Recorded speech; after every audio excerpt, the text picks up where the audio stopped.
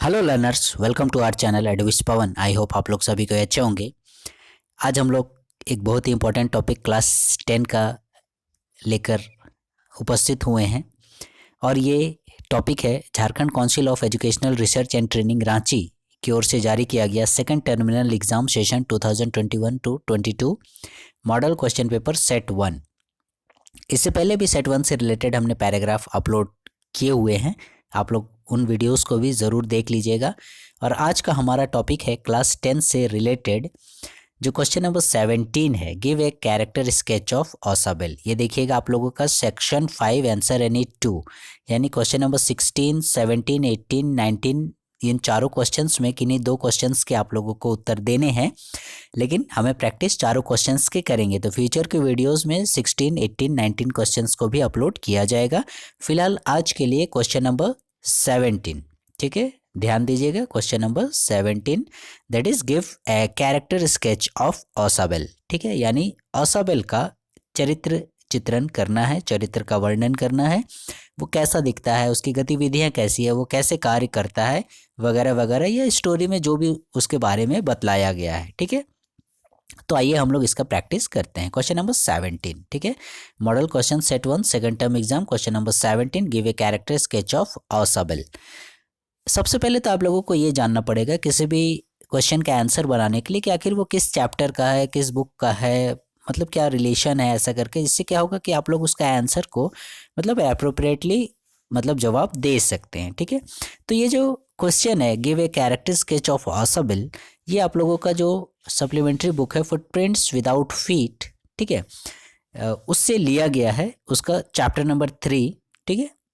जो आपकी text book है फुटप्रिंट्स विदाउट फीट, उसका चैप्टर 3, चैप्टर का नाम है द मिडनाइट विजिटर, ठीक है, यानी आप बोल सकते हैं आधी रात का मेहमान या आगंतुक, जो भी आने वाला है आधी रात में, उसी से रिलेटेड है ये द मिडनाइट विजिटर।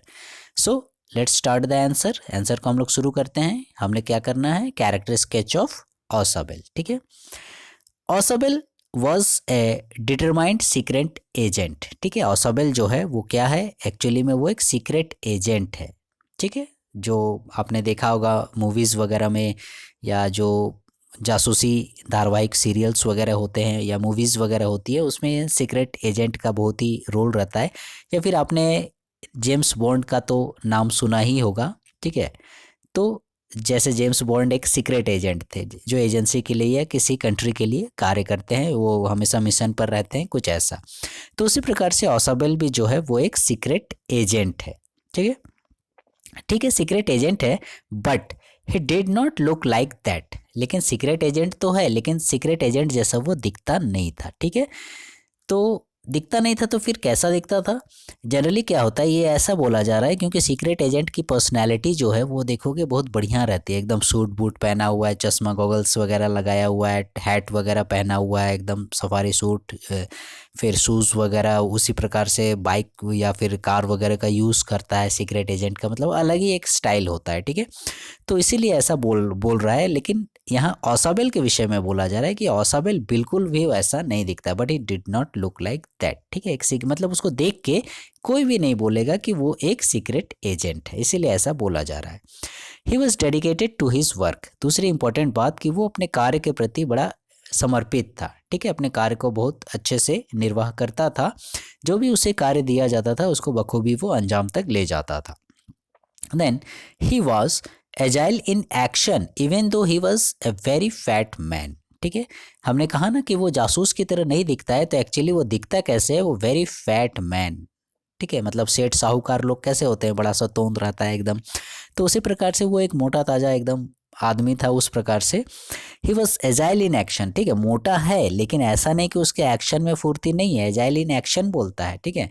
वो ही was agile in action even though he was a very fat man, यानी मोटा आदमी होने के बावजूद भी वो एक्शन में बड़ा चुस्त दुरुस्त है, ठीक है, काफ़ी फुर्ती है उसमें, उसे कमज़ोर नहीं समझिएगा मोटा है बोल के, ठीक है। He was much alert in the mind. ठीक है, ये सबसे बड़ी बात कि दिमाग में यदि आपका फुर्ती है, मच अलर्ट इन माइंड, वो दिमाग से बहुत ज़्यादा अलर्ट रहता था, हमेशा एकदम तैयार तंदुरुस्त। ठीक है, actually he used his mind the maximum. वो क्या करता था, अपने माइंड का यूज़ जो है, इस्तेमाल मैक्सिमम करता था, बहुत ज़्यादा।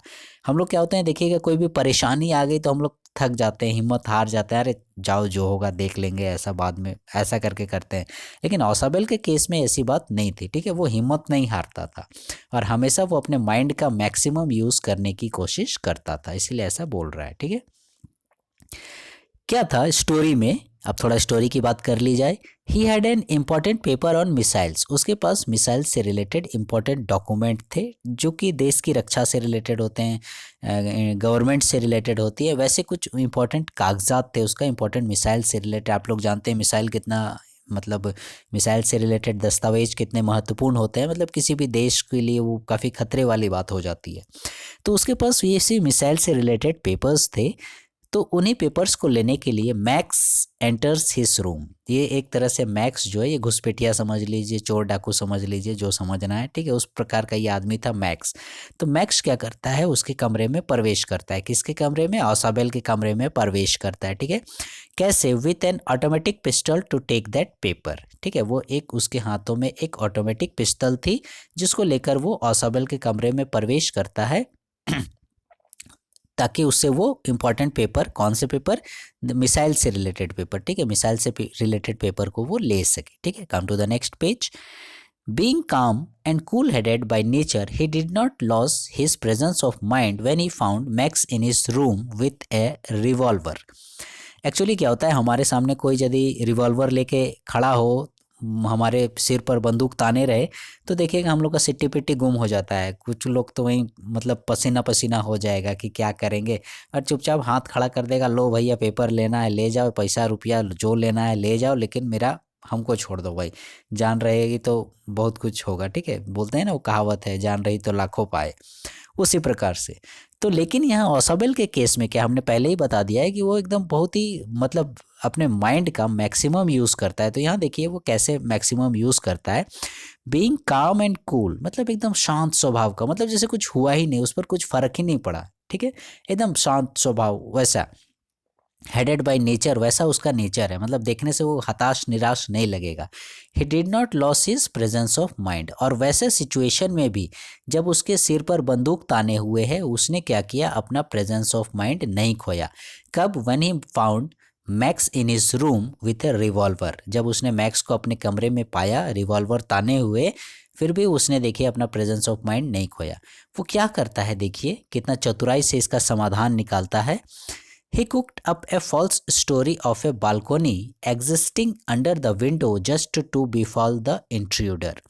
वो क्या करता है, कुक्ड अप फॉल्स स्टोरी, वो एक झूठी कहानी बनाता है तुरंत। देखिए कितना मतलब सडन, हम बोले ना आदमी का दिमाग काम नहीं करता है, लेकिन ये तुरंत कहानी बना लेता है। वहाँ सिर पे उसका बंदूक ताने हुए और वो तुरंत कहानी बनाया। यहाँ पर कुक्ड माने खाना बनाना नहीं, यहाँ स्टोरी बनाया। ठीक है, क्या स्टोरी बनाता है, a balcony existing under the window just to befool the intruder.